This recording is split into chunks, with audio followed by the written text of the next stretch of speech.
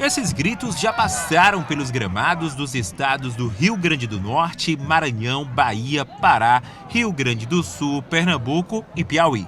Só aqui em solo piauiense esse cara aí já foi campeão 3 vezes do campeonato estadual, já conquistou 6 taças Cidade de Teresina, 2 taças Estado do Piauí e 2 Copa Piauí.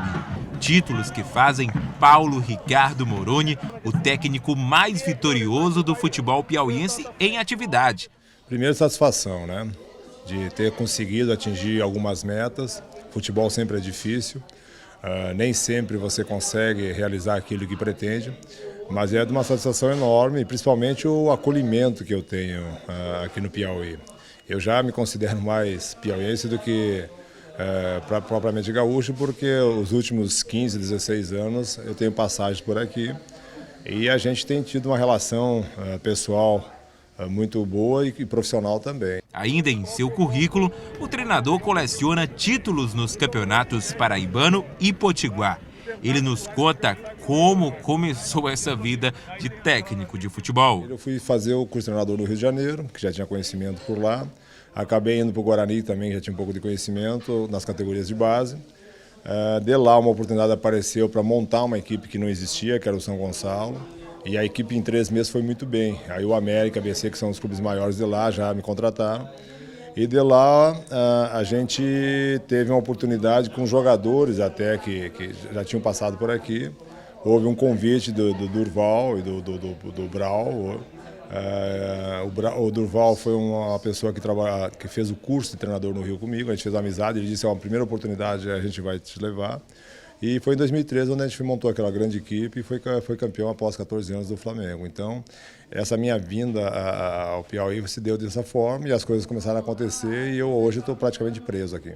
Mas antes os papéis para ele eram inversos. Moroni era zagueiro e, como jogador, passou por clubes de grande expressão do futebol brasileiro.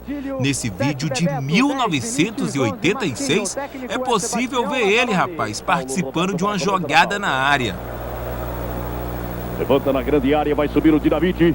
A cabeçada na linha de fundo do Moroni. É só tiro de meta para o goleiro Zé Carlos. E o Vasco, Bocage?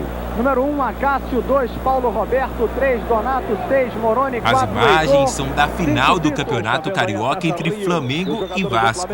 Naquele ano, a equipe vascaína foi derrotada por 2-0. Mas vamos voltar a falar do treinador Paulo Moroni? Pois é, aqui no Piauí, o técnico passou pelo Flamengo, Piauí, Barras e Parnaíba, que é o seu time atual. Qual é aquele que mais lhe marcou, se tem alguma data, algum título que mais lhe marcou como profissional? Não, aí é uma coisa que a gente não tem esse sentimento de apego individualizado, é que nem amizades. Cada pessoa é uma, tem seus defeitos e suas qualidades. Todos os clubes que a gente passou, a gente conseguiu formar amizades, tanto dentro de campo profissionalmente como fora. E nos clubes que você vence, você tem um retorno maior, né? Mas todos os títulos, eles te dão um retorno muito grande e seria esse o ponto mais alto, é onde você mais se fixa, aonde você ganhou.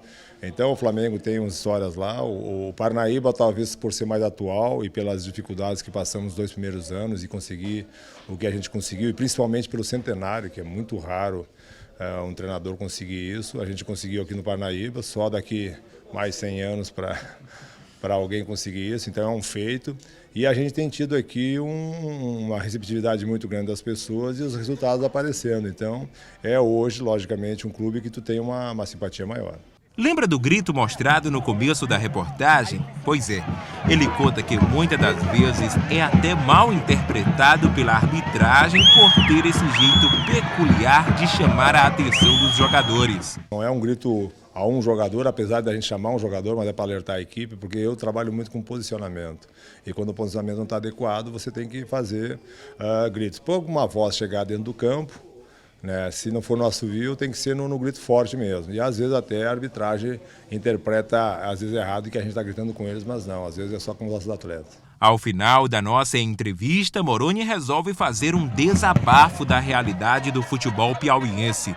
Com uma visão experiente, ele mostra a receita do sucesso que já é adotada em outros estados. O futebol é um bem comum às cidades. Eu acho que deveria fazer como Santa Catarina faz, onde eles conseguem colocar quase 6 times, 5 times em 2 divisões principais. E não era assim. Foi quando o governo do estado, quando as prefeituras se uniram, porque isso aí traz à população um benefício. E as crianças que lidam com o esporte, elas fogem de outras realidades negativas.